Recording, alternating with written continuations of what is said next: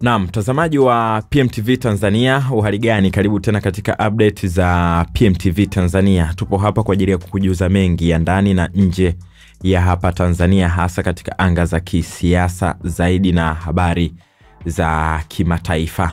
Sasa siku ya jana Jumatatu jioni kumekuwa na habari ambazo zilisambaa kwamba huko Burkina Faso ndege ya kijeshi ya Nigeria ilizuiliwa na kuwekwa kizuizini na rais ama na uongozi wa kijeshi wa taifa la Burkina Faso. Sasa kutoka kwenye ripoti ya DW inaeleza kwamba ndege ya jeshi la Nigeria ilitua kwa dharura nchini Burkina Faso Jumatatu jioni kutokana na hali ya hatari iliyotokea safarini.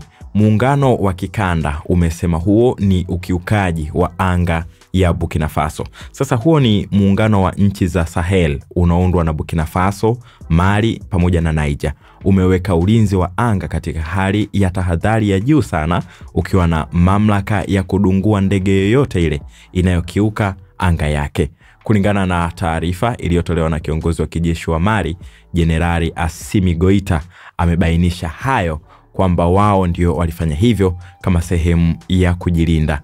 Waziri wa usalama na ulinzi wa umma wa nchini Mali, Daoud Mohamedine, alipozungumzia tukio hilo amesema ndege ya kijeshi ilikuwa na wafanyakazi wawili na abiria 9 ndani yake, wote wakiwa ni wanajeshi. Uchunguzi ulioanzishwa mara moja na mamlaka husika ya Burkinabe na kubainika kwamba ndege hiyo haikuwa na idhini ya kuruka kwenye eneo la Burkinabe. Jeshi la anga la huko Nigeria limesema kutua huko kulifanyika kwa mujibu wa taratibu za kiusalama za kimataifa na kwamba marubani wake wametendewa vyema na mamlaka za Burkina Faso. Ndege hiyo ilikuwa na wahudumu wawili na abiria 9. Tukio hili linajiri wakati uhusiano kati ya muungano wa Sahel na huko Nigeria ukiwa umedorora kufuatia hatua ya Nigeria kusaidia kuzima jaribio la mapinduzi lililodumu kwa muda mfupi nchini Benin Jumapili, ambapo ndege za kijeshi za Nigeria zilifanya mashambulizi dhidi ya waasi.